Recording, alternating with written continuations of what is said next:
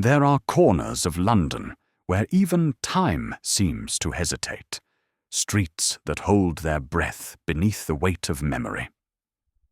In the long shadow of a Baker Street, I have chronicled many strange affairs of my friend, Mr. Sherlock Holmes, but none wound itself so precisely through the ticking heart of fear as the adventure of the Watchmaker's curse. It began on a morning wrapped in fog, when the city's countless clocks tolled through the mist like anxious hearts. A letter arrived, neatly penned, ominously timed, bearing the seal of a dead man and the promise of another death to come. A watch that stopped at the same minute a life was taken. A message written in mechanical precision, and a whisper spreading through London's drawing rooms and workshops alike that time itself had turned against its makers.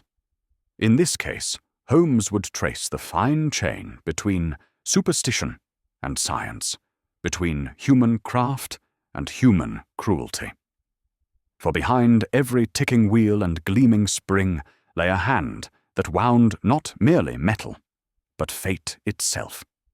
This, then, is the story I have set down as Sherlock Holmes and the Adventure of the Watchmaker's Curse. You're listening to Detective Street, where untold mysteries find their voice. And if you enjoy this story, consider subscribing and share in the comments where in the world you're listening from. Chapter 1. The Letter That Lost Time. Holmes had passed the previous night in one of those violin moods in which his bow becomes a second tongue, speaking in voices that no human larynx could compass. I had retired near midnight, leaving him silhouetted against the gaslight like some angular crane, his shadow dancing upon the chemical-stained wallpaper as he coaxed from his Stradivarius melodies, both melancholy and magnificent. The sounds followed me into uneasy dreams, arpeggios that climbed like ivy, then fell away into minor keys that suggested questions without answers. The morning found him still in his mouse-coloured dressing gown and Turkish slippers, the instrument laid aside upon the Persian slipper that served as its occasional cradle. In one hand he held the crust of what had once been toast, now cold and forgotten. In the other, a heavy, old-fashioned pocket chronometer of the sort that gentlemen's grandfathers had carried to war. He examined the latter through his lens with that peculiar expression, half affection, half disdain, that he usually reserved for second-rate criminals who had shown a glimmer of ingenuity before succumbing to obvious mistakes. "Observe, Watson," said he, holding the watch close to his ear, eyes half closed in concentration. "It ticks like a man who has learned to count his own heartbeats, conscious of each second, anxious not to lose a single one. There is irregularity in the escapement. Hear it? Tick-tock, tick-tock, tick, pause, tock, like a heart that skips in fear." I crossed to the breakfast table, where Mrs. Hudson had laid out a somewhat optimistic spread that Holmes would certainly ignore. "You have been examining that piece for the better part of an hour," I observed. "Is it a case, or merely another of your hobbies come to roost?" "Neither, and both," he replied, setting down the watch with a gentleness that belied his apparent disinterest in breakfast. "It is a Pike chronometer, or was before someone thought to meddle with its heart. The maker was Silas Pike of Clerkenwell, a genius of the mainspring and jewel. Dead these 8 months, and his work begins to die with him, though not, I think, by accident." Before I could frame a reply, there came a tap upon our door, that peculiar hesitant knock that speaks of distress held barely in check. And Mrs. Hudson ushered in a lady of some 40 years, plainly but tastefully dressed in widow's black that had begun to show the telltale fading of long mourning. The pallor of sleeplessness lay beneath her eyes like bruises, and the damp of the morning fog purled upon her veil like scattered seed pearls. She carried herself with the rigid dignity of one who has learned that to bend is to break. "Mr. Holmes," she began, without preface, her voice steady despite the trembling of her gloved hands. "I am Mrs. Agatha Pike, widow of Mr. Silas Pike of Clerkenwell. I have been advised by Mr. Lestrade of Scotland Yard that if there is any man in London who might untangle what he calls a coincidence of morbid imagination, it is yourself." Holmes rose and bowed with a courtesy that I had learned was reserved for those he deemed worthy of his time. "Madam, please be seated. Watson, a chair for Mrs. Pike, and perhaps tea. She has walked some distance in this abominable fog. Your late husband, madam, was a master of his craft. His tourbillon escapements were the despair of rivals and the delight of collectors. I have had occasion to examine 2 of his pieces, and found in them that rarest of qualities, mechanical poetry." The compliment brought colour to her pale cheeks, and her hands unknotted slightly upon her muff. "You are kind, sir." Silas would have been pleased to hear it said by one who understands. But I fear his legacy has become something darker than he ever intended. She settled herself in the basket chair, and I observed how her eyes travelled to the Pike chronometer on our table, lingering there with an expression difficult to read. Was it grief, or recognition, or something more complex still? "He is 8 months dead, sir," she continued, her voice dropping almost to a whisper. "Since his passing, 3 of his most distinguished patrons have met with accidents, each one precisely at the hour that their Pike watches had begun to stop. The first was Colonel Bascom, found collapsed in his study at 20 minutes past 3 in the afternoon. The second, Mr. John Lothbury, taken by a seizure in his carriage at 9:30 in the evening.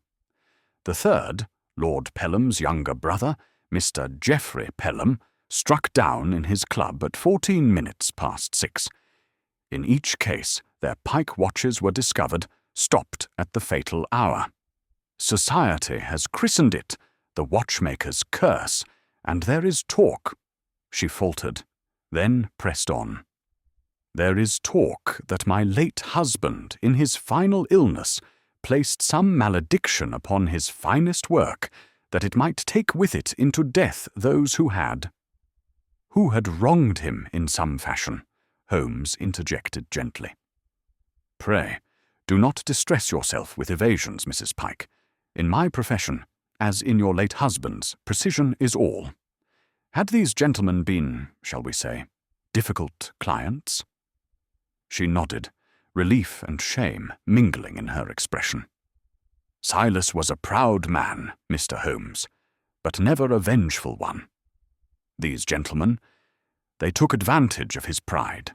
They delayed payment, quibbled over prices that were more than fair, demanded alterations and adjustments without additional compensation. Colonel Bascom was the worst. He once returned a watch, claiming the chiming mechanism disturbed his rest, though he had specifically commissioned that very feature.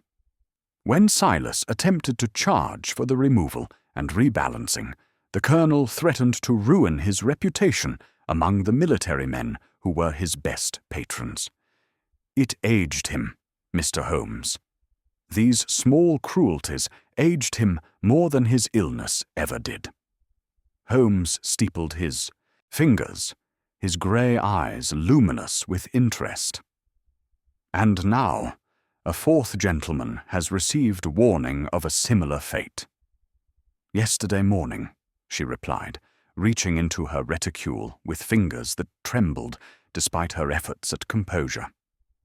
A letter was delivered to the house of Lord Algernon Fisk in Onslow Square. His butler brought it to me because Lord Fisk is in a state of terror, and he knows I was Silas's wife, and perhaps he hopes I can lift whatever curse he imagines has been laid. She drew forth a sheet of cream-laid paper, expensive and watermarked, the sort used for correspondence among the better classes. Upon it, in a neat, mechanical script that suggested either a careful hand or a disturbed mind, were written the following words: "When your pike strikes 7:13, your hour strikes with it. Wind it, if you dare." Below, stamped in red sealing wax, was a tiny Greek letter omega, the last letter, the symbol of ending. Holmes took the letter with the delicacy of one handling a relic, holding it first to the light from our window, then to his nose, inhaling deeply. His eyebrows rose in that peculiar arch that signalled discovery. "The faintest breath of bitter almond, Watson. Interesting." He laid the Pike chronometer, her late husband's own piece, I now understood, upon our table, and tapped its crown with a fingernail, producing a tiny, bell-like note. "And observe, a smear of rouge upon the knurling here, where one would grasp to wind. Mrs. Pike, I must ask you a question that may seem indelicate. Who, beside yourself, has had access to Lord Fisk's watch?" She considered, her brow furrowing with concentration. "Why, the family valet, naturally. A man named Larch, very proper and devoted. Then there is Mr. Abel Goring, my husband's former rival, and now the steward of the Horologers' Society. He has made rather a point of offering to service all Pike pieces, claiming it is his duty to preserve my late husband's reputation. And of course, there is Tobias Reed." "Ah," said Holmes, his tone sharpening. "The apprentice." "Formerly the apprentice," she corrected, and there was a coldness in her voice now. "He was with Silas for 7 years, learning everything, absorbing every technique and secret. My husband treated him like the son we never had. But 6 months before Silas fell ill, Reed opened his own establishment on Saffron Hill, using the techniques Silas had taught him, undercutting his prices, stealing away clients. It broke Silas's heart, Mr. Holmes. Not the illness. That was merely the body following where the spirit had already gone." "And does Mr. Reed still service Pike pieces?" "Several," she admitted. "Lord Fisk's among them. The Pike watches are complex. Not every horologist can manage them without training. Reed knows them as well as Silas did. Better, perhaps, for he has younger eyes and steadier hands." Holmes's eyes took on that far-away gleam I had learned to trust. That inward turning look that suggested his mind was already racing along avenues invisible to ordinary men. He rose and paced to the window, where the fog pressed against the panes like wet grey wool, reducing Baker Street to a dim stage set of lamp-posts and shadowy figures. "Mrs. Pike," he said at last, turning back with decision in every line of his lean frame, "you shall send word to Lord Fisk that Dr. Watson and I will attend his music hall this evening. He is, I take it, proceeding with his social engagements despite this threat." "He is determined not to show fear," she replied. "The music hall has been planned for weeks. To cancel would be to admit that he believes in curses." "Excellent. Fear that pretends to be courage is the most useful sort, for it makes men predictable. Meanwhile, leave the letter and this chronometer with me. There are notes within both, inked and otherwise, that I should like to read with proper attention." She rose, clearly steadied by the brisk current of his assurance, the way a drowning swimmer is revived by the rope thrown from shore. If you save Lord Fisk, Mr. Holmes, you will have saved more than one poor soul's sleep. There are others who own Pike watches, and they are beginning to look at them as condemned men look at the rope. If this continues, my husband's life's work will become nothing more than a superstitious tale told in drawing rooms. Then we shall write a different ending to the tale, Holmes assured her. Watson will show you out. Good morning, Mrs. Pike, and take courage. Curses, I find, are generally the work of very uncursed men with excellent practical knowledge and poor moral compasses. With that, she took her leave, and I accompanied her to the head of the stairs, where Mrs. Hudson waited to shepherd her through the fog that swallowed her as completely as the sea takes a diver, leaving not even a ripple to mark where she had been. When I returned to our sitting room, I found Holmes hunched over the letter like a jeweller examining a stone for flaws. He had produced a match and held it near, though not touching, the wax seal, watching how the flame's heat affected the surface. Dragon's blood, resin with a touch of lamp-black, he murmured, more to himself than to me. Applied with a signet stamp, cut too sharp at the serif. Observe the way the wax has cracked along this edge, Watson. The tool that made this impression was new, or newly sharpened. Either way, it suggests premeditation, preparation. This is no spontaneous threat scrawled in passion. And the scent? I ventured, taking the seat he had vacated. You mentioned bitter almond, prussic acid. A cousin, he replied, setting down the match and taking up his lens once more. An aromatic oil meant to whisper of prussic acid without being it. Oils of this sort are used in perfumery, in flavouring, and, most significantly, in the workshops of horologists, where they are mixed with lubricants. Someone wishes a frightened man to keep vigilant watch on his watch. He smiled thinly, and there was no humour in it. A very pretty paradox, Watson. The more he watches his timepiece for the fatal hour, the more his attention is drawn to the instrument of his supposed doom. It is psychological warfare of a high order. He turned his attention to the chronometer, opening its back with a fingernail and peering into its intricate depths. I watched the play of gaslight across his aquiline features, the sharp nose, the keen eyes, the thin lips pressed together in concentration. It was in moments such as these that I understood why criminals feared him. There was something almost inhuman in his focus, as though he could reduce the world to its component parts and reassemble it according to laws only he perceived. The watch itself has been tampered with, he said at last, snapping the case shut. Not recently. This was done weeks ago, perhaps months. Someone has adjusted the escapement to create that irregular beat we noted. It would cause the watch to lose time gradually, then stop altogether at a predetermined hour. Clever, Watson. Devilishly clever. One could set several such watches to stop at different hours, then simply wait for one's victims to note the coincidence between the stopping and, well, and whatever unfortunate event one had arranged. You believe the deaths were arranged, then? Not coincidence? I believe that coincidence is a word invented by lazy minds to avoid the work of detection, he replied crisply. Mrs. Pike mentioned 3 deaths, each at a different hour. What do 3 different hours suggest to you? I considered. That the murderer, if there is a murderer, has a flexible schedule. Or that he wished to avoid any obvious pattern.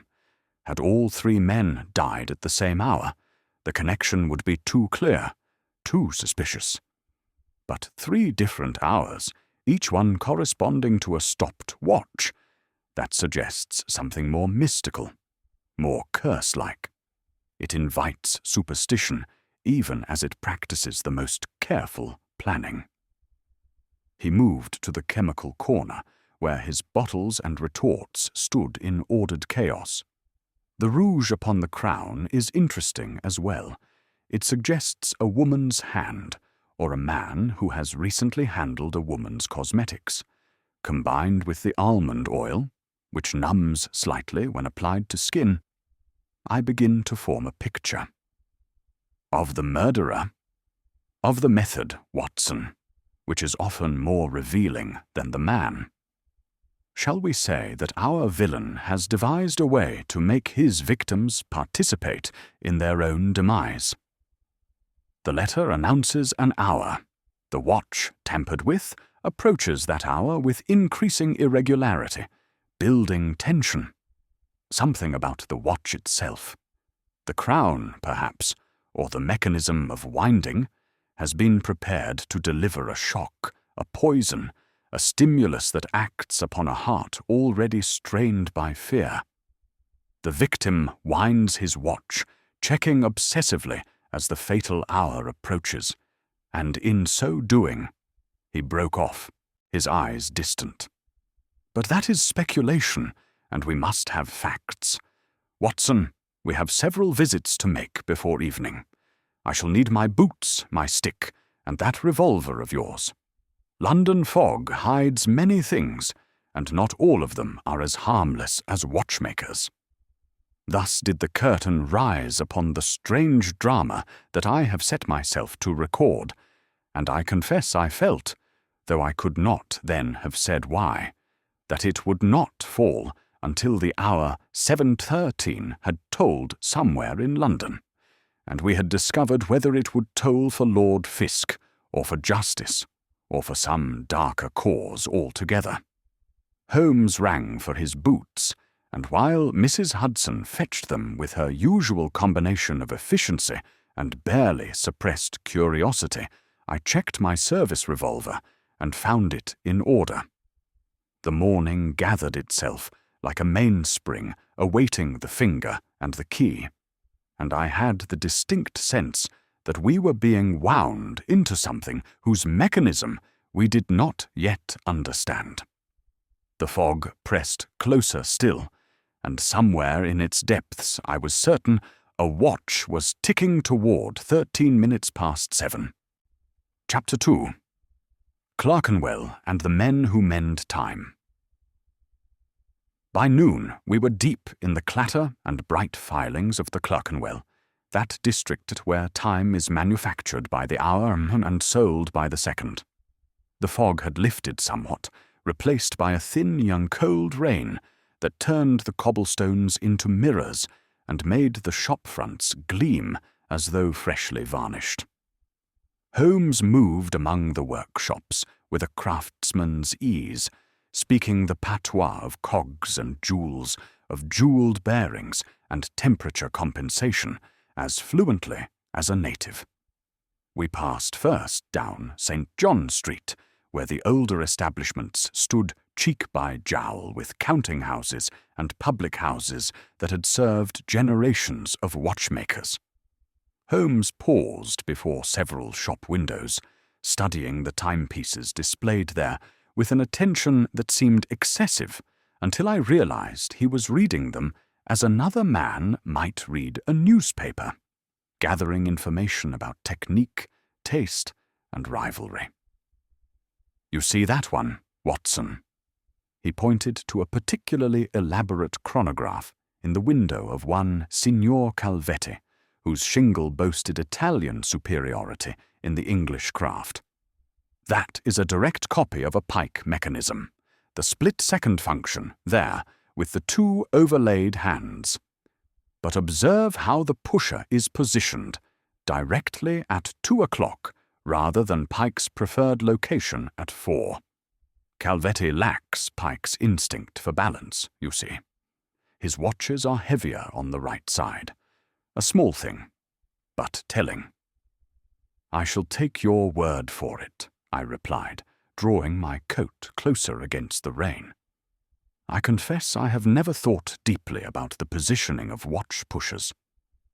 Few have, which is why men like Silas Pike were masters, and men like Calvetti are mere competent copyists.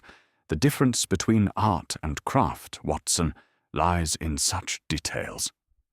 He turned from the window, his eyes scanning the street with that peculiar intensity that suggested he was seeing far more than the casual observer. The Horologers' Society should be near. Ah, there. We found it in a brick building whose windows were furred with dust and the accumulated grime of decades of pride. A brass plaque beside the door, polished to a military shine, despite the general air of genteel decay, announced, "The Worshipful Society of Horologers, Esther 1743. Holmes mounted the steps with the eagerness of a hound scenting quarry, and I followed with rather less enthusiasm, being uncertain what manner of reception we might expect. Within, the society proved to be a temple to time itself. The entrance hall was lined with long case clocks that ticked in a solemn chorus, their pendulums swinging in hypnotic counterpoint. A narrow staircase led upward to what I assumed were offices or meeting rooms, while a corridor to our right opened onto a series of workshops where bench after bench glimmered with brass and steel. The air was rich with the smell of oil and metal, and underneath it, something else. The peculiar, sharp scent of flux used in soldering.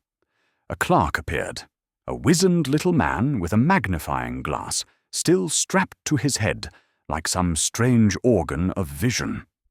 Holmes presented his card, and we were shown through to what was evidently both workshop and audience chamber, a large room lit by northern-facing windows, its walls hung with portraits of past stewards, and its centre dominated by a massive workbench.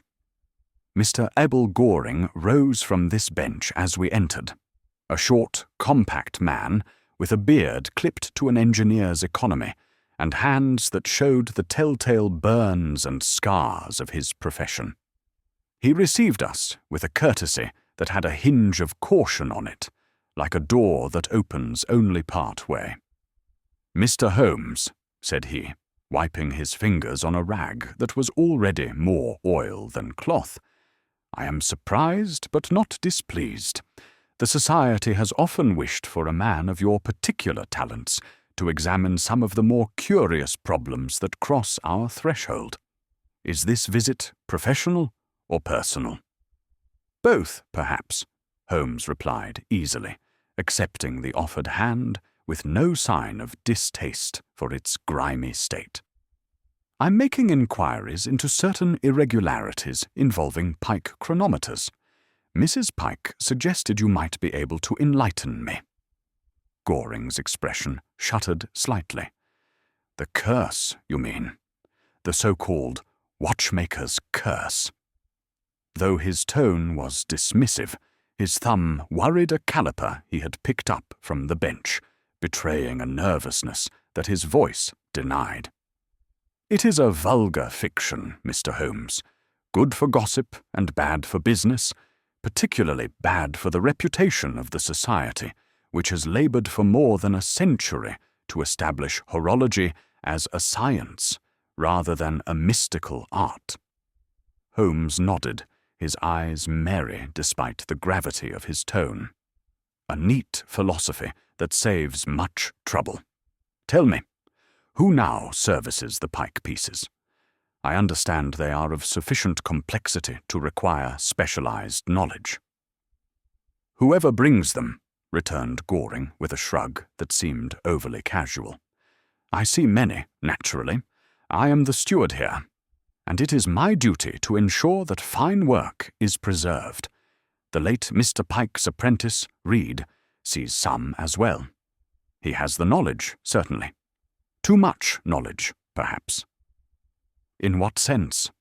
Goring set down the caliper and leaned back against his bench, crossing his arms in an attitude that might have been defensive. "Reed is gifted. Too gifted to remain in Pike's shadow. He learned everything the old man could teach him, then wanted to strike out on his own. Pike took it as betrayal. The widow has not forgiven what she sees as ambition, but I see it as the natural order. A man trains an apprentice to eventually become a master, not to remain forever subservient." "Where might I find this comet in Clerkenwell's firmament?" asked Holmes, and I detected in his tone that faint mockery he reserved for metaphors he found pretentious. Goring's mouth twitched, whether in amusement or annoyance I could not determine. "At the sign of the Golden Balance in Saffron Hill, a somewhat less prestigious address than his late master enjoyed, but Reed has made the most of it. Look for a young man who is always listening to a clock no one else can hear." Holmes thanked him with a politeness that seemed genuine, though I knew him well enough to detect the undercurrent of amusement. As we turned to leave, he paused before one of the portraits, a severe-looking gentleman in an old-fashioned wig holding a watch like a sceptre. "Josiah Cromwell, the founder," Goring supplied. "He believed that time was God's gift to man, and that to measure it accurately was to honor the Creator. These days, we are more practical. We believe that to measure it accurately is to honor the client who pays for the service." "A significant philosophical shift," Holmes observed. "I wonder what Mr. Cromwell would have made of stopped watches and threatened gentlemen." "He would have made what I make of them," Goring replied, his voice hardening. "Nothing. Mr. Pike was brilliant, but he was not a sorcerer. His patrons are nervous men in nervous times. Watches stop, so occasionally do hearts. To connect the two is to indulge in the worst sort of medieval thinking." With that, we took our leave, descending once more to the rain-slicked street. Holmes said nothing until we had walked a full block. Then he suddenly laughed, a sharp, mirthless sound. "Did you observe his hands, Watson? The burns and scars? They seemed ordinary enough for a man of his profession. Not those, though they tell their own story. No, I refer to the rouge beneath his fingernails, the same shade, if I am not mistaken, that we found upon the crown of Mrs. Pike's chronometer. Mr. Goring, I think, has been doing more than servicing watches. He could have gotten it innocently, handling a lady's watch, perhaps." "Perhaps," Holmes agreed, though his tone suggested he thought otherwise. "Come, Watson, let us meet this Reed who listens to clocks no one else can hear. I find myself most curious about what those clocks are telling him." We found Saffron Hill much changed from the rookery it had been in my father's day.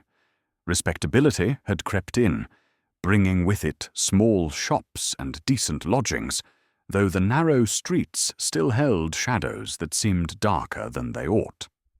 The sign of the Golden Balance hung above a shop front, whose window displayed a modest collection of timepieces, none of them of the first quality, but all showing competent workmanship. Mr. Tobias Reed proved to be a slender fellow, with pale, intent eyes and the pronounced stoop of one who has spent too many years hunched over tiny mechanisms. He was perhaps 30 years old, though his bearing suggested either older or younger, depending on the angle from which one viewed him. Young in his movements, old in his intensity. He received us grudgingly, while his loupe clung to his eyelid like a barnacle, magnifying one eye to grotesque proportions, while the other remained normal-sized, giving him the appearance of some exotic deep-sea creature. "Lord Fisk's Pike? Yes, I've cleaned it twice since his lordship acquired it," he said, not looking up from the watch he was adjusting. His voice was educated, his accent that curious mixture of Clerkenwell and somewhere better. A man who had risen through craft rather than birth. A proud piece. The regulation is exceptional, or was, but it loses a minute a day now. An insult to the maker and to me. If my late master had attended to his oils in those final months. He checked himself, his lip thinning to a line. I saw his hand tremble slightly, and could not tell if it was from anger or grief or some more complex emotion. A small badge caught my eye upon his bench, a crimson wax stamp impressed with the Greek letter omega, used apparently as a seal upon parcels awaiting delivery. Reed noticed my glance and covered it with a rag, the gesture quick but not quite quick enough to escape notice. Holmes, who had been idly fingering a tray of watch crowns, selected one and rolled it between forefinger and thumb, like a man testing the weight of a coin. "A curious knurling," he murmured, his voice studiedly casual. "Sharper than is kind to flesh, I should think." "It grips better," said Reed shortly, snatching the crown from Holmes's hand with a possessiveness that bordered on rudeness. "Some gentlemen have tremors, or weak fingers. They need a crown that will not slip." "Indeed, and the sharp edges serve also, perhaps, to remind them to wind with care?" Holmes's smile was bland, innocent, the smile of a man making polite conversation. But I had seen that smile before, and knew it for what it was. A trap being baited. "I suppose," Reed replied, his attention already back on his work. "Will that be all, gentlemen? As you can see, I have commissions to complete." "Just one more question," Holmes said, not moving toward the door. "The gentleman who died, Colonel Bascom, Mr. Lothbury, Mr. Geoffrey Pelham. Did you service their watches as well?" Reed's hand froze above the mechanism he was adjusting. For a moment there was no sound but the ticking of a dozen clocks, all slightly out of synchronization, creating a pattering like irregular rain upon a tin roof. "I did," he said finally. "And if you are suggesting that I had anything to do with their deaths, you may say so plainly, rather than dancing about it, like some detective in a penny dreadful." Holmes laughed, a sound of genuine amusement. "My dear Mr. Reed, I am not suggesting anything. I am merely gathering facts, as one gathers springs and jewels before assembling a watch, each fact in its place, each question in its turn. Thank you. You have set my mind at ease." This was so palpably false that even Reed recognized it for what it was. He looked up, his magnified eye giving him an expression of comical surprise. "Have I?" "You have indeed. Good day, Mr. Reed. I trust we shall meet again before this business is concluded." We left him standing at his bench, loop still fixed to his eye, staring after us like a one-eyed oracle who has seen something in the future that displeases him greatly. Once on the street, Holmes hailed a hansom with a piercing whistle that made the horse shy. "Onslow Square," he directed the driver, then turned to me as we rattled over the cobblestones. "Well, Watson, what do you make of our two craftsmen?" "Goring strikes me as ambitious and perhaps unscrupulous," I replied. "Reed seems bitter, angry at the world. Either could be our man." "Or both," Holmes said cheerfully. "Or neither. That is the joy of detection, Watson. The infinite possibility that narrows, click by click, to a single inevitable conclusion. Like a watch mechanism, you see. Many parts. One purpose. By evening, I think, we shall have wound this particular timepiece to its crisis."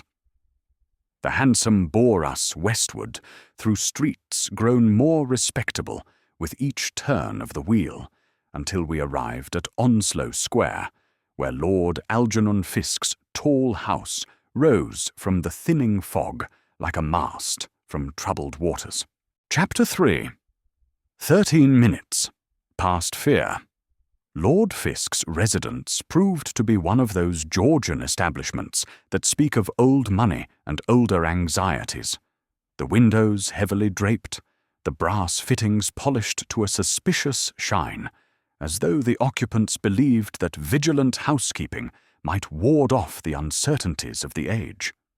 Within, servants moved at that peculiar half-run that is their privilege in times of panic, carrying trays and messages with the grave efficiency of soldiers under fire. We were shown to the library by a butler whose professional composure barely concealed his unease. Lord Fiske proved to be a spare gentleman of perhaps 55 years, with features arranged by habit into the expression of having seen worse and survived it. He greeted Holmes with the wary respect of a man who has heard much and doubts half. "The letter arrived yesterday morning," said he, without preamble, producing it from a locked drawer in his escritoire.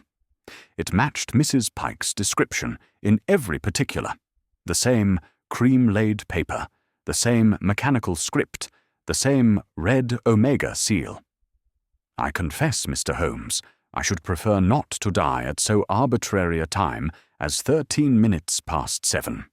It lacks all dignity." Holmes examined the letter with his lens, holding it to the weak afternoon light that penetrated the heavy curtains. "Quite so. Death should at least have the courtesy to arrive at a round number. Tell me, Lord Fiske, do you typically wind your watch at a particular hour?" "Each morning at breakfast," Fiske replied, producing the watch in question from his waistcoat pocket, as one might extend a finger to a leech.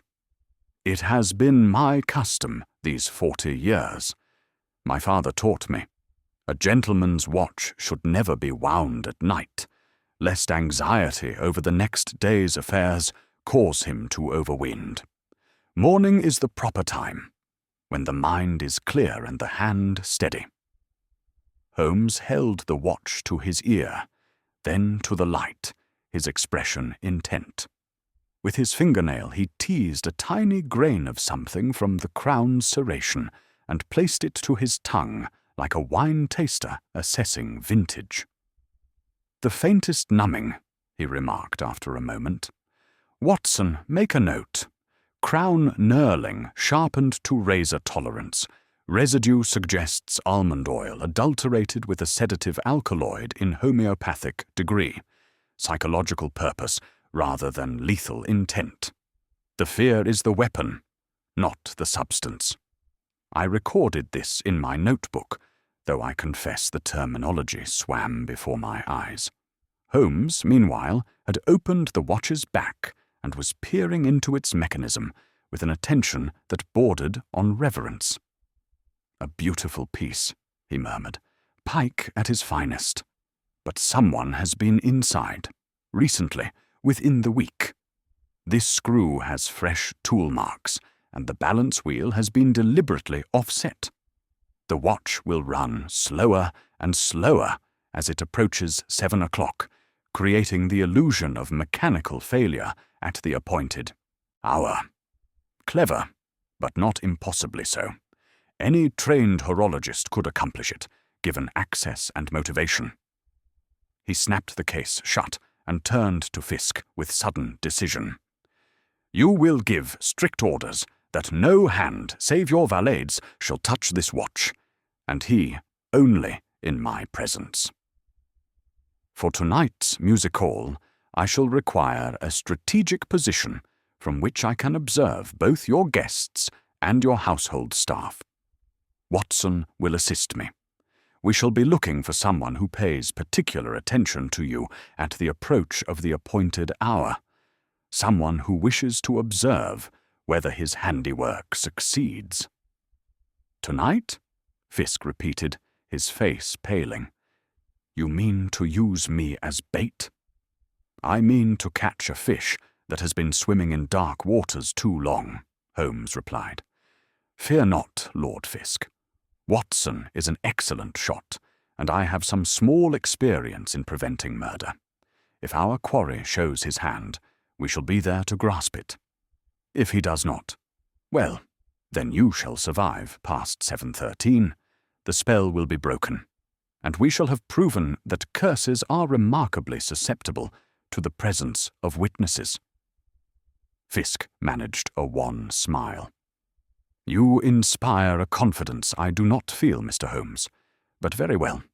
I have already committed to this course by engaging you. The music hall will proceed as planned, and you shall have whatever access you require."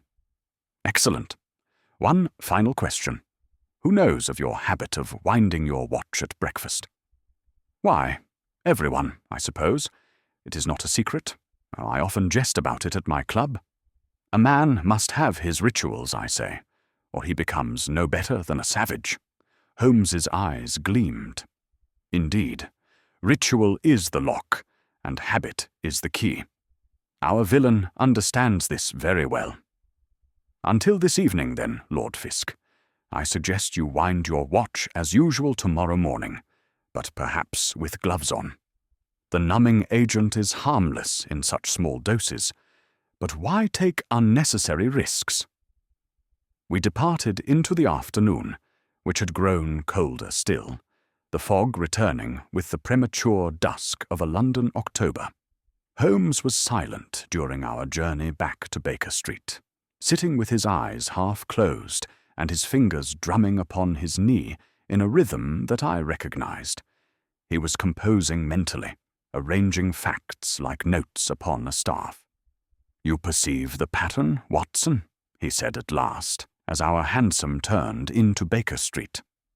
"I perceive several patterns," I replied, "any one of which might be the true one."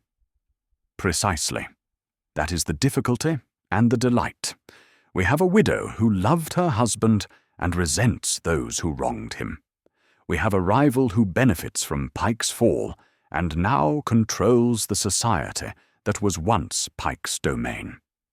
We have an apprentice who was spurned and has set up in competition. Any of them might wish to see Pike's patrons suffer. But which of them has the technical knowledge to tamper with the watches? Which has the access?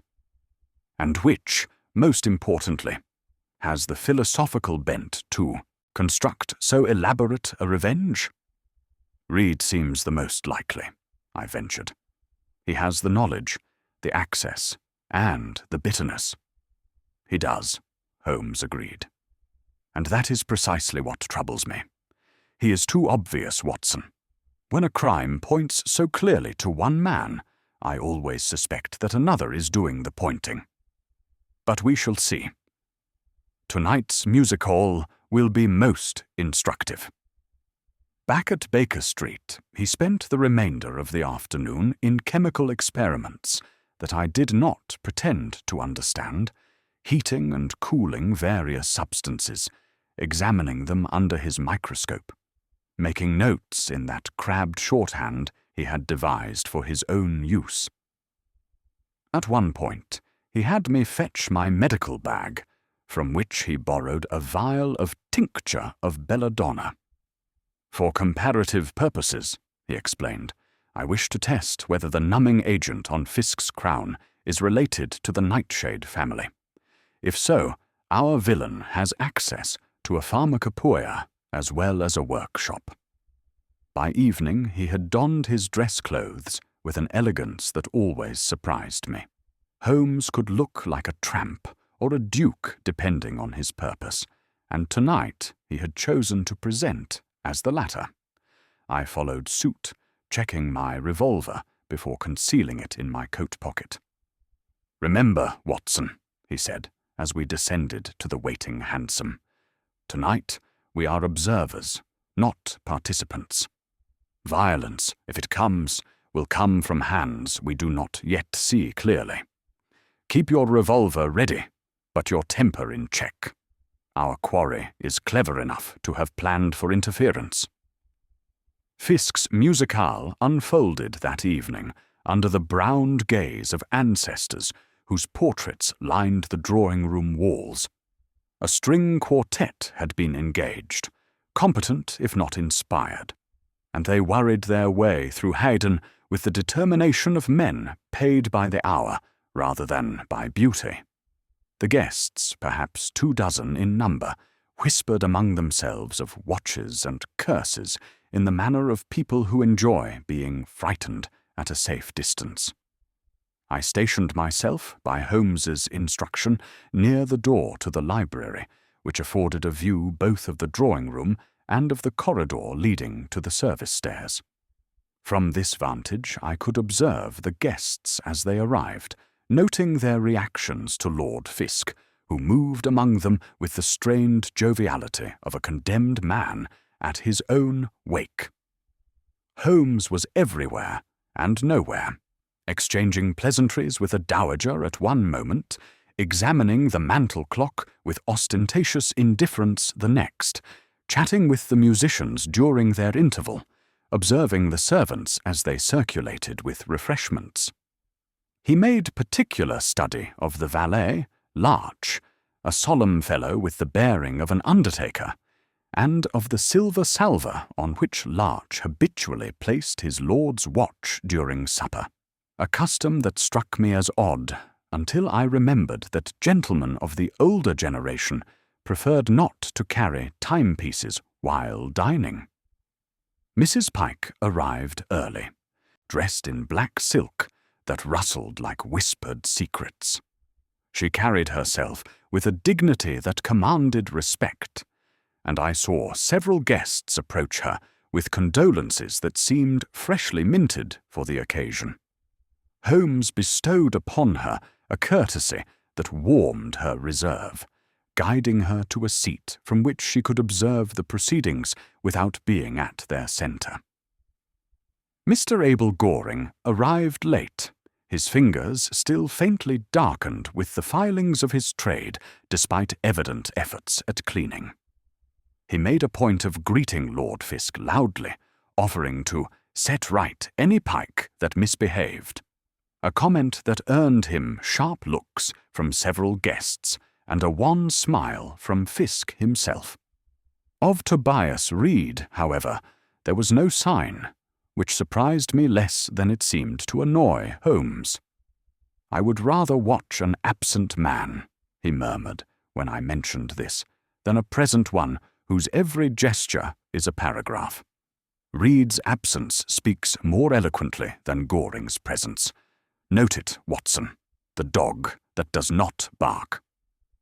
As the evening wore on and the hour approached, tension drew the room, string by string. Conversations grew sporadic, dying mid-sentence as guests glanced at their own watches or at the mantel clock, whose hands advanced with what seemed to me a sinister deliberation. I found myself checking my own timepiece repeatedly, though I could not have said why, as if the appointed hour might somehow affect all watches in proximity, not merely the cursed Pike. At 7 o'clock precisely, the quartet finished their piece and announced an interval. Lord Fisk rose from his chair with visible effort and made his way to the sideboard, where Larch had placed his watch upon the silver salver. The room fell silent, dozens of eyes following his progress, as though he walked not to a sideboard, but to a scaffold. Holmes, who had contrived by some sleight I had not observed to position himself near the salver, intercepted Fisk with a smile. "It is 5 minutes to the hour, my lord. Permit me a small experiment that may prolong your life, at least until the second course." He lifted the Pike watch with a handkerchief and held it to the light, examining the crown with his lens. Then, from his waistcoat pocket, he produced a small vial of fine grey powder, chalk, I later learned, mixed with a trace of graphite, and dusted the crown with the barest veil of it. "A theatrical precaution," he said lightly to the room at large, "against pickpockets with delicate fingers. Any hand that touches this watch now will carry away evidence of the fact." There was nervous laughter, quickly suppressed.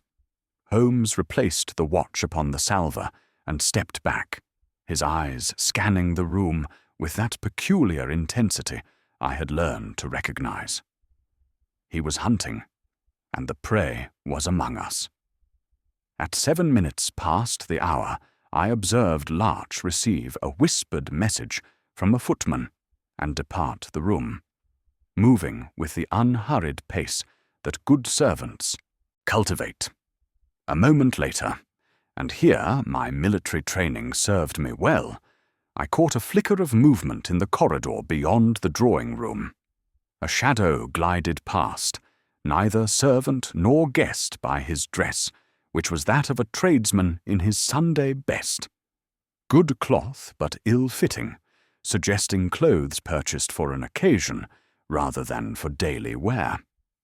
I slipped into the corridor as quietly as my frame would allow, but the fellow had the advantage of a house known to him. I followed the sound of footsteps down the service stairs, past the green baize door that separated the family's domain from the servants', and into a narrow passage that led toward the kitchen. There I lost him, or thought I had, until I noticed a door standing slightly ajar, leading to what proved to be a pantry. The room was empty, but on the dark varnish of a shelf I found a smear of the same grey powder Holmes had so artfully applied to the watch crown. Someone had touched the salver, or attempted to, and carried away evidence of the fact upon his fingers. I returned to the drawing-room as quickly as stealth would permit. Holmes's eyes met mine across the length of the room. He needed no words, reading my expression as easily as another man might read a headline. He gave the slightest nod, then turned his attention back to the mantel clock, which now showed 12 minutes past 7. The room held its collective breath. Lord Fisk, who had resumed his seat, gripped the arms of his chair with white-knuckled hands. Mrs. Pike sat very straight, her face pale but composed. Goring watched the clock with an expression I could not quite read. Was it anticipation, or anxiety, or something more complex? The minute hand advanced to 13 past the hour. A fragile laugh went round the room, breaking the spell like the first crack in ice. Lord Fisk himself exhaled like a swimmer who has gained ground on the tide, and colour returned slowly to his face. "Not yet," said Holmes softly, so quietly that perhaps only I heard him. "Terror keeps poor time. It will attempt to make up the loss." He crossed to the salver and lifted the watch with the same handkerchief, angling it so that the gaslight caught the crown. I moved closer and saw what he had seen. The crown's serrations, already sharp, now bore the faintest suggestion of a fresh burr, as if a tool had kissed it and fled. The grey powder of his device had gathered not in a complete handprint, but in a smudge where fingers would press to wind, and, more tellingly, a single clear thumbprint on the case's edge. "Someone has tried to wind it," I said, keeping my voice low. "Someone has prepared it to hurt when wound," he returned, his eyes gleaming with that fierce joy he showed only when the chase drew close to its conclusion. But the harm, however, is not where it seems. The psychological weapon has been augmented with a physical one. Observe this minute scratch upon the crown's edge, Watson. Fresh, made within. The hour. Our intruder meant to add something to the watch, some final touch that would transform fear into fact. What manner of something? That we shall discover. Come, Watson, we have earned the fog, and there is a workshop in Saffron Hill that requires our immediate attention. Lord Fisk, he called, raising his voice to address the room. You are quite safe. The hour has passed, and the curse, if such it ever was, has been broken by the simple expedient of observation. I recommend you enjoy the remainder of your musicale. Watson and I have a pressing engagement elsewhere. The musicale recovered itself as we left, conversation rising like water released from a dam. In the hall, Holmes paused by a fern stand, lifted a frond with delicate fingers, and retrieved a small object wrapped in oiled paper that had been wedged between the pot and the stand's ornate base. In the hansom, under the weak illumination of the cab's lamp, he unwrapped it.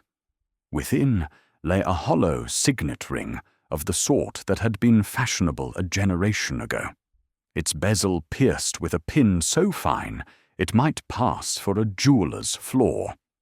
Inside the ring's cavity clung the ghost of an odour I had learned to dread. Bitter almond, sharp and unmistakable.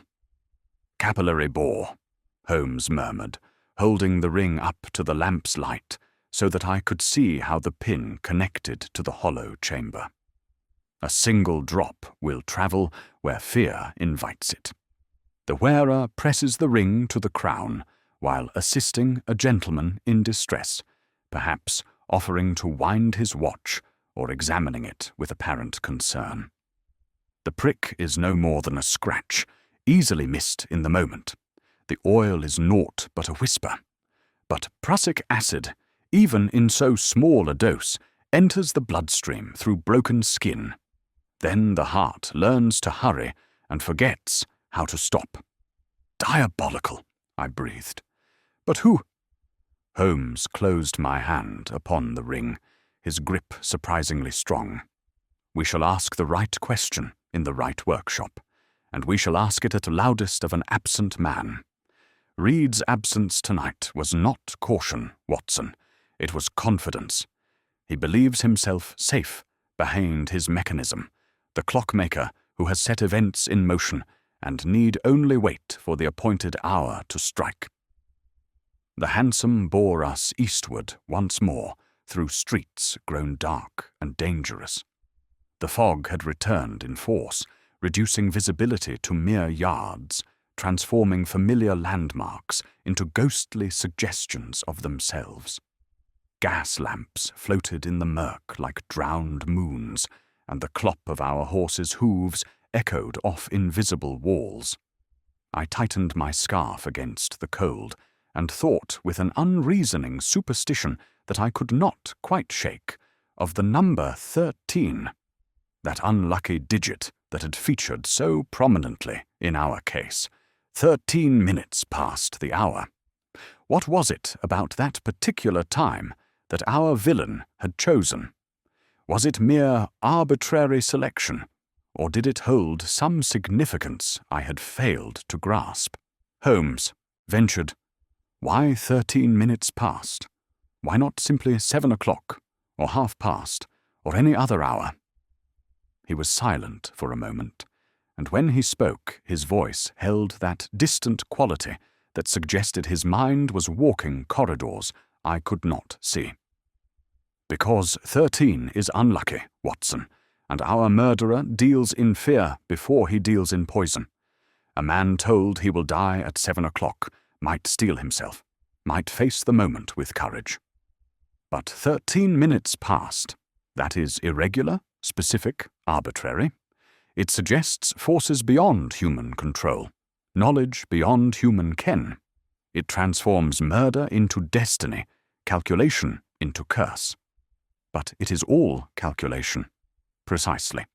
The most effective lies are those that contain a grain of truth, and the most effective murders are those that appear to be acts of God rather than acts of man. Our villain has read his victims well, Watson. He knows that gentlemen of a certain class believe simultaneously in the supremacy of reason and the persistence of supernatural forces. He has played upon both beliefs with considerable skill. The hansom drew up before the darkened shop front of the Golden Balance. Fog lay in the alley like a sleeping beast, thick and impenetrable. Holmes paid the driver, and we stood for a moment in the silence, listening. From somewhere distant came the sound of a church clock striking the half-hour, 7:30, and I felt an involuntary shiver run down my spine. "Steady, Watson," Holmes murmured, as if reading my thoughts. "We are past the witching hour now.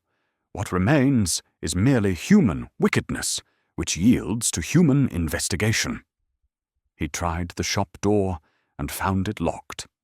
His hand, seeking the sill, came away faintly gritted with rouge dust, the same he had noted upon the watch crown that morning. He sniffed the edge of the door where a card had been wedged, closed for repairs. In the fog-dimmed light of the street lamp, his smile was wolfish. "How convenient. We shall repair them ourselves, I think. Watson, your shoulder, if you please." The case had grown fangs we could not yet fully see, but we could feel the breath that warmed them. Close now. So very close. I braced myself against the door and prepared to force an entry into the domain of a man who murdered by clockwork and called it curse.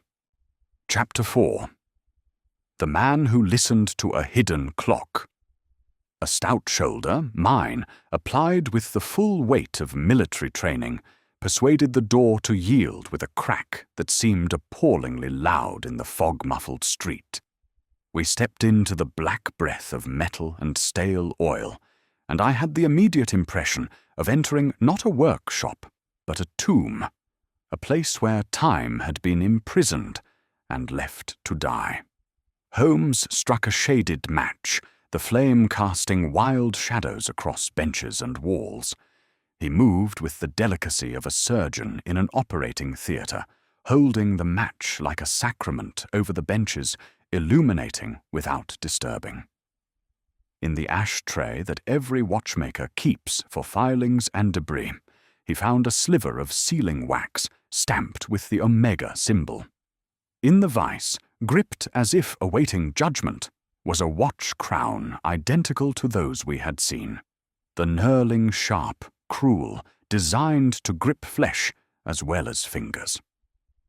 On the blotter, pressed by habit or carelessness into the paper's fibres, was a ring-shaped mark left by a bezel's edge. Holmes produced the signet ring we had discovered at Fisk's residence and pressed it to the mark. It matched perfectly, like a key to a lock. "Read," I said, my voice sounding overloud in the stillness. "Read," Holmes agreed, moving now to a tall cabinet that stood against the far wall. "He makes a theatre of inevitability and then provides the machinery. Fear is the playwright. He is merely the stage manager." The cabinet's lock yielded to his pick. I had long since ceased to ask where he had learned such skills, and within we found a small wooden case lined with velvet, the sort jewellers use for their most precious items. But these were not jewels. 3 watch crowns lay in perfect alignment, each hollowed cunningly at the base. Beside them, 3 signet rings, each bored to deliver its poison through capillary action. "One for Lord Fisk," Holmes murmured, touching them with his fingertip as a man might touch relics. "One for Colonel Bascom, and one, for poor Mr. John Lothbury, whose carriage last week took the corner of Park Lane faster than his heart could manage. 3 murders accomplished, 1 attempted, and how many more planned? There are spaces in this case for 6 items, Watson. We have interrupted our horologist before he could complete his symphony." He lifted one of the rings and examined it closely through his lens. "Observe the craftsmanship. It is excellent, as one would expect from a student of Silas Pike. But observe also the haste in this one." He indicated the ring meant for Fisk.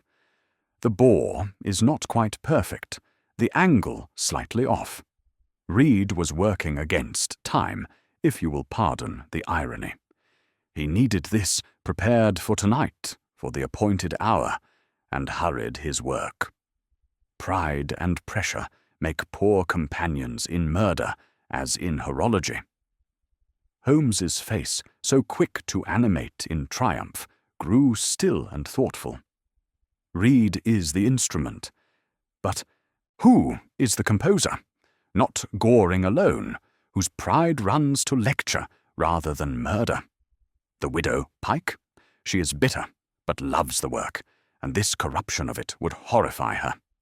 There remains—" A floorboard spoke behind us, old wood protesting beneath sudden weight.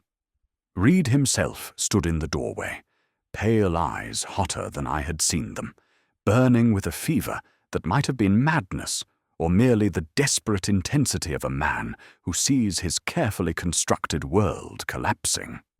In his right hand was a pistol of the pocket sort, nickel-plated and modern. In his left, another of the terrible signet rings, which he wore upon his thumb like an obscene ornament. "You hunt me well, Mr. Holmes," said he, and his voice was steady despite the pistol's trembling. "But I listen better. I have listened to the thieving of time all my life. Gentlemen stealing hours from those who make their seconds. They cheated my master, and then washed their hands in his oil, as if they had done nothing worse than haggle over the price of fish." He stepped further into the room, and I saw that he had been drinking. Not to excess, but enough to loosen whatever restraints civilization had placed upon his anger.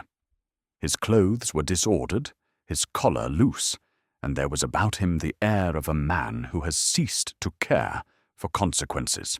"You mistake me for a judge, Mr. Reed," said Holmes, very softly, his hands, visible and empty, held away from his body in a gesture of peace. "I am but a reader of hands and faces. Put down your toy, and I shall read yours with charity." Reed laughed, a sound more injured than amused, like the cry of an animal in a trap that doesn't understand why it suffers. Charity? Did they show charity to Mr. Pike when they foisted inferior oil upon him, claiming it was the same quality he had always received? When they delayed his payment for months, pleading poverty while wearing watch chains worth more than his quarterly income? When Lord Fisk himself haggled him to the groat over a piece that had taken 3 months to perfect, then flaunted it at dinners as one might flaunt a trophy wife. Proud of possessing it, but caring nothing for the artist who created it. His voice rose, the words tumbling out like water long dammed. "They rubbed him out of time, Mr. Holmes. They wore him down second by second, minute by minute, until his heart simply stopped, not from illness, but from the accumulated weight of small cruelties and large injustices. And when he was gone, they bought new watches from lesser men, and forgot him within a fortnight. So, yes, I wrote back with the alphabet they taught me. I gave them appointments they could not break, hours they could not ignore, deaths as precise and inevitable as the mechanisms they had commissioned." "You wrote in fear," Holmes returned, his voice still soft, but carrying the weight of judgment for all its gentleness. "Because fear presses men to wind. Your letter fixed an hour, your ring placed a drop, your sharpened crown delivered a scratch. You transformed their habits into weapons against themselves. It was elegant, I grant you. But your philosophy fails in one particular. And that? Reed's pistol steadied, as if the prospect of philosophical debate had momentarily displaced his intent to shoot. You imagine the world runs to your clock. It does not. Time is not justice, Mr. Reed, and justice is not vengeance. Your master was wronged. I do not dispute it. But 3 men are dead who might have been redeemed, educated, changed by experience. You have stopped not only their watches, but all possibility of their improvement. That is the fallacy at the heart of your mechanism. You have confused the precise with the just. Holmes's hand, which had been apparently idle near a brass spirit lamp on the workbench, flicked suddenly, and the room's single source of light died, plunging us into absolute darkness. In the same breath his shoulder took mine. I felt rather than saw the movement, and we rolled as one behind the substantial cover of the workbench. Reed's shot split the dark with a flame that left an after-image of his face upon my eye, contorted, anguished, not the face of a villain, but of a man who had sacrificed his soul to what he believed was justice, and couldn't bear to have that belief challenged. The report was deafening in the confined space, and I heard the bullet strike wood somewhere behind us, burying itself in the cabinet we had just been examining. Training took over. I was on him in 2 strides.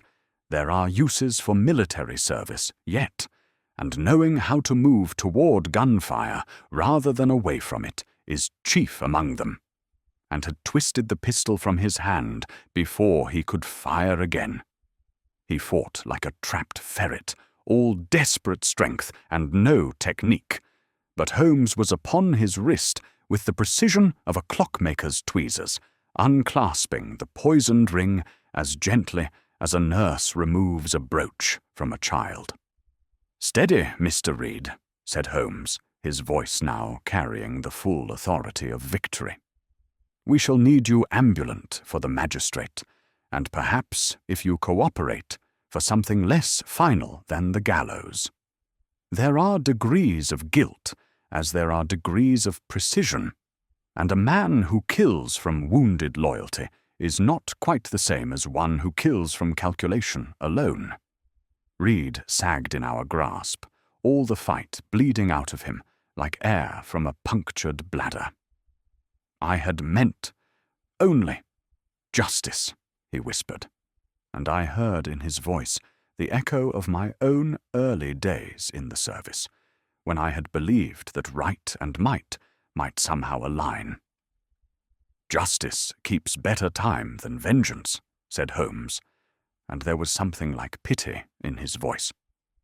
"It also chimes more than once, giving men opportunity to hear and to change. Your mechanism was flawless, Mr. Reed, but your understanding of human nature wasn't. That is why you failed, where you might have succeeded. We brought him, trussed but unblooded, to Scotland Yard in a growler Holmes summoned with a constable's whistle. Lestrade received him with the gloomy gratitude of a man whose dinner has been cooling for hours while Holmes played at theatrics. "Another one for the Old Bailey, then," said Lestrade, signing the custody papers with the weary efficiency of long practice. "Though I confess, Mr. Holmes, I don't see how you'll make this stick. A few watch parts and a ring don't prove murder." "They will, when combined with the testimony of Lord Fiske, with the chemical analysis of the substances involved, and with Mr. Reed's own confession, which I believe he will provide once he understands that silence serves no purpose save to implicate others who may have guided his hand." Holmes fixed Reed with a steady gaze. "You did not conceive this scheme alone, did you, Mr. Reed? Someone provided the names, the hours, the personal details that transformed your technical knowledge into murder. Someone who stood to benefit from the destruction of Pike's reputation. Reed's face worked, and for a moment I thought he would speak. But something, pride or loyalty, or the last shreds of cunning, sealed his lips, and he remained silent as Lestrade led him away to the cells. Back at Baker Street, dawn was not far off. Holmes led me at once to the chemical table, where he spent the next hour in experiments that would be tedious to record in full, but which proved to his satisfaction and my exhausted comprehension that the residue upon the crown was precisely what he had suspected, a mixture of almond oil and a mild sedative, designed to numb and alarm, but not to kill. The true peril lay in the mechanism of the ring, capillary attraction guided by fear, prussic acid masked by aromatic oil, a delivery system as elegant as it was deadly. "It was never a curse," said Holmes at last, laying down his pipette and stretching like a cat that has caught its mouse. "It was a salesman's demonstration with a murderer's warranty. Fear the Pike watches, says our killer. And lo, the Pike watches bring death. Never mind that the death comes from the ring, and not the watch, that the curse is applied by human hand, and not by supernatural force. The association is made, the reputation destroyed, and those who profit from the destruction can pose as saviors while selling their own inferior products." "But Reed seemed genuine in his grief for Pike," I protested. "Surely he was not simply a tool of Goring." "Reed was genuine," Holmes agreed, "which made him dangerous. There is nothing more deadly than a true believer, armed with technical knowledge and a sense of injustice. But someone fed that sense, Watson. Someone provided the names and details, the hours and habits. Someone transformed Reed's loyalty into a weapon and aimed it at Pike's former clients. We had the man. Yet Holmes's brow did not clear entirely, and I came to understand why, as the dawn light crept through our windows. A composer dare choose his instruments with care, and Reed was an instrument. Somewhere a hand had written the score. Holmes sat long with his violin upon his knee, his bow silent, while outside London's fog rubbed itself upon the panes like a cat that will not be turned away. The case was not yet closed, though the villain was in custody. Justice, as Holmes had said, keeps better time than vengeance, and sometimes it must tick through several movements before the final hour strikes. Chapter 5. The hour strikes 13.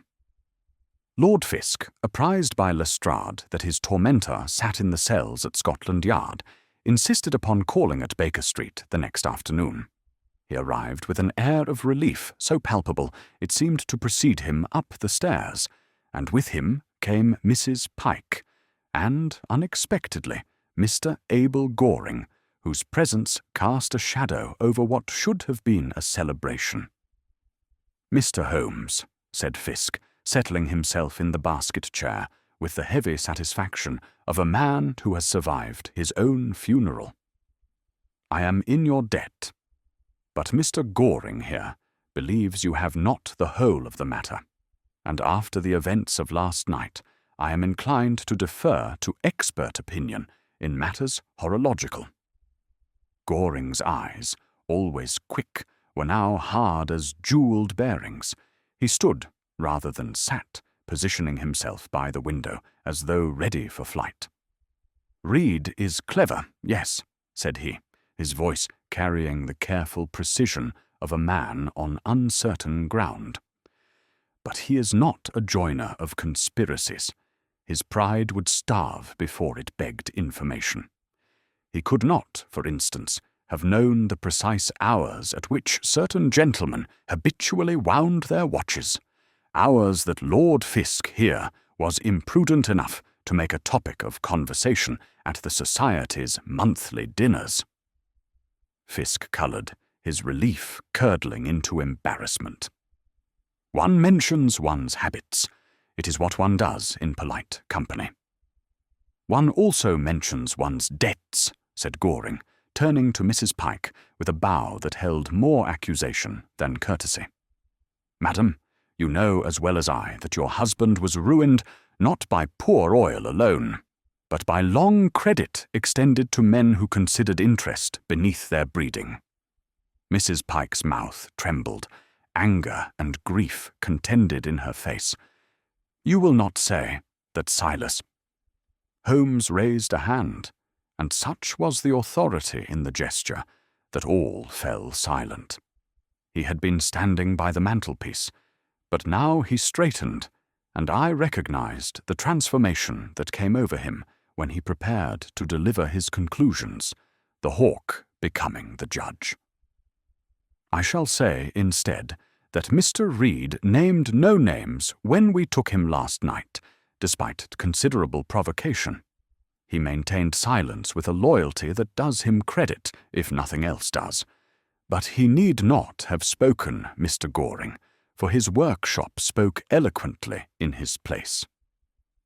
Holmes crossed to the table, where he had laid out certain items from Reed's premises. The wooden case, with its hollow crowns and poisoned rings, the wax stamp bearing the Omega symbol, and several other damning objects. Reed provided malice and mechanism, Holmes continued, but someone provided rumour and reach. Someone spread the story of the Watchmaker's curse through the clubs and drawing rooms, ensuring that when deaths occurred, they would be attributed to supernatural forces rather than human agency. Someone knew which gentlemen held Pike watches, knew their habits and schedules, knew precisely which psychological buttons to press. He lifted the wax stamp and turned it in the light. This seal bears a benchmark scratch unique to the jig you favour, Mr. Goring. The same jig I observed when Watson and I visited the Society yesterday. The scratch is distinctive, caused by a flaw in the mounting plate that you have been too proud or too busy to correct. I saw the same mark upon your own signet ring, which you toyed with while decrying vulgar fictions.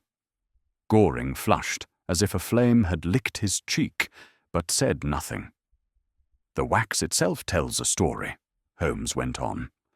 Dragon's blood mixed with lampblack, your preferred blend, for you keep a stick of it on your Society desk to mend the seals of old guild papers. I observed it yesterday when you moved to replace a document. The proportions are distinctive. He set down the wax and lifted one of the rings. But most damning of all is this. The hollow rings were made not by Reed, but by you. Reed is a fine watchmaker, but only an adequate metal worker. These rings, however, show the hand of a master of the older school, someone trained when goldsmiths and watchmakers were one and the same. The bore is perfect, the balance exquisite. Reed could never have managed this. You accuse me, Goring began, but Holmes cut him off. I accuse you of 3 murders and 1 attempted murder, Mr. Goring. I accuse you of conspiracy, of corruption of a grieving apprentice, and of something perhaps worse, the systematic destruction of a rival's reputation for commercial gain. Your motive is threefold. Holmes's voice grew cold as November rain. First, a quarrel over a patent drawing with Pike in 1889, which you lost, costing you money and prestige. Second, you desired the stewardship of the Society unencumbered by the Pike legacy. And third, most importantly, trade. For every patron who feared a Pike watch, there was a Goring ready to sell him a replacement. You have profited handsomely from Pike's posthumous ruin, have you not? Goring's face went through several shades and settled on a sickly pallor. "It is a lie," he said, but his voice lacked conviction. Holmes turned to Mrs. Pike, who sat very still, her hands clasped tightly in her lap. "Madam, I regret to embroil you in such arithmetic, but have you examined the Society's account books for the last 6 months?" "I have not," she said steadily, despite tears tracking down her cheeks. "As a woman, I have no official standing in the Society, though my late husband was its greatest ornament."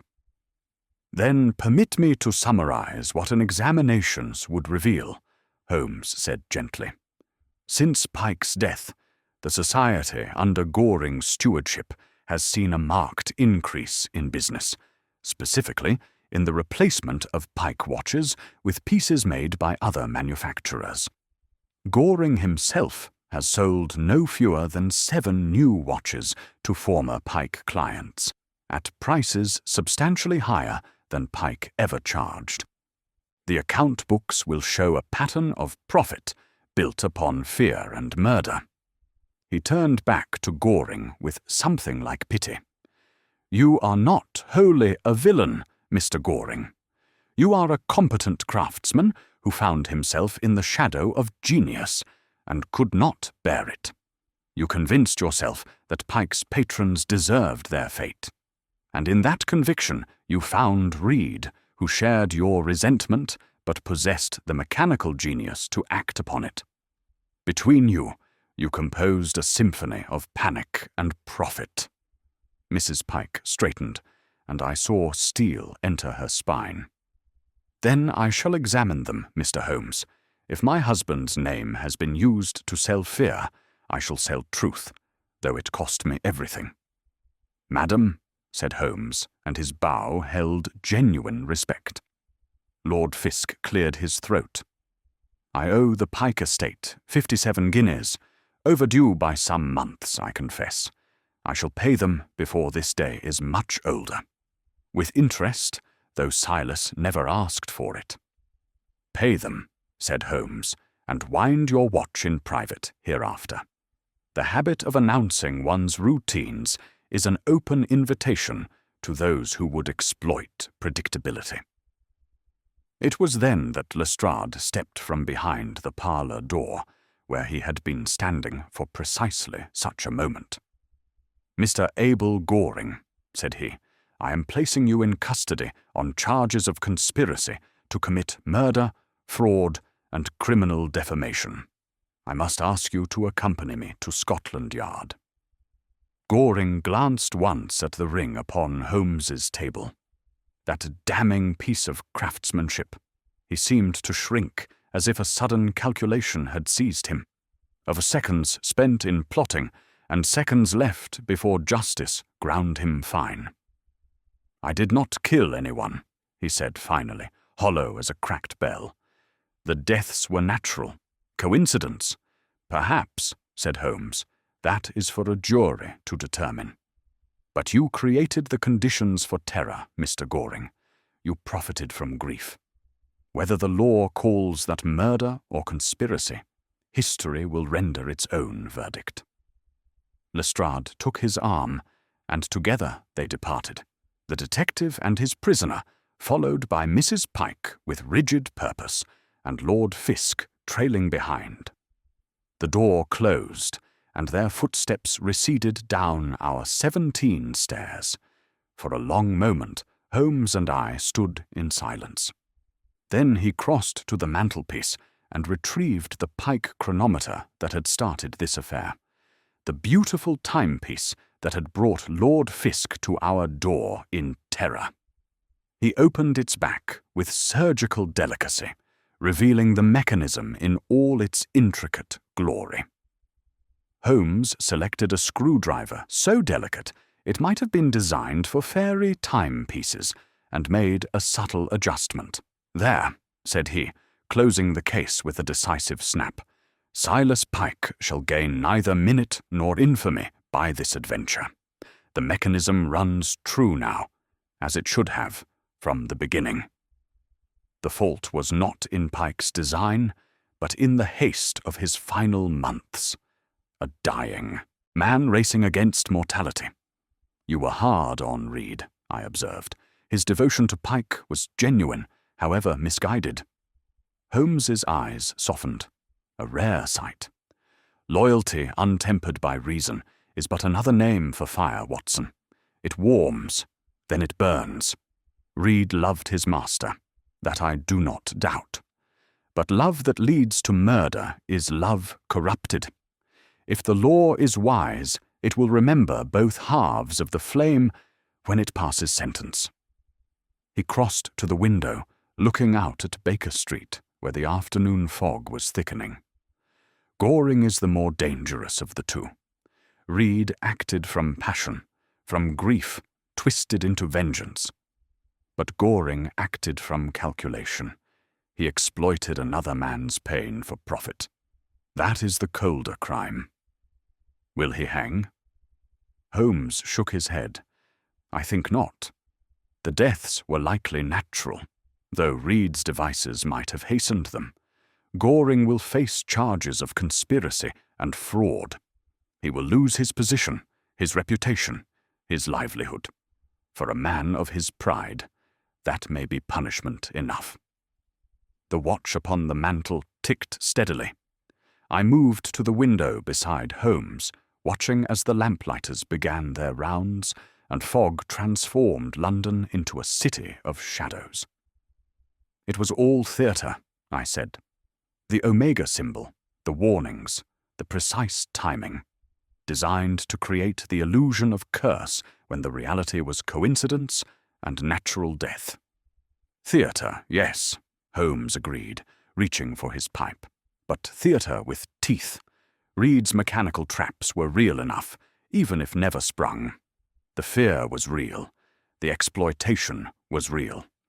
And the damage to Pike's reputation, destroying a man's life's work after death when he cannot defend himself, that is a villainy that transcends mere murder. He lit his pipe, and the familiar aroma brought a sense of normalcy, of order restored.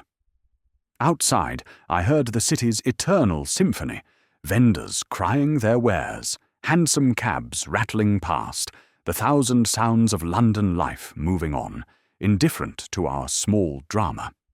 We sat in comfortable silence as evening deepened.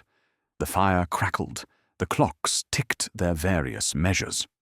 Holmes eventually reached for his violin and played a Mozart sonata, clean and precise as a well-made watch, his way of processing the case, finding in music the patterns his mind required. When he finished, he set down the instrument carefully. There, he said quietly. All in order. I took up my pen and began sketching notes for the case. Outside, the fog wrapped Baker Street in its familiar embrace. Inside, Holmes settled into his chair with a satisfied sigh. The hour had struck 13, that impossible hour that exists only in nightmares, and the world had survived. The clocks had been wound, the mechanisms adjusted, the truth revealed. Fear had been shown as mere theatre, and the dead could rest, knowing their deaths were not caused by curses, but by the simple wearing down of mortal flesh. Time, I reflected as, I wrote, heals all wounds, but only if we have the courage to wind our watches and face each new hour as it comes.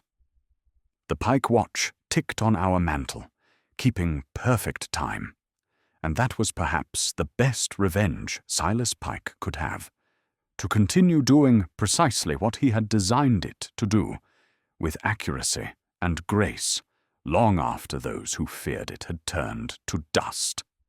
The case of the watchmaker's curse was closed. Time, as always, moved on.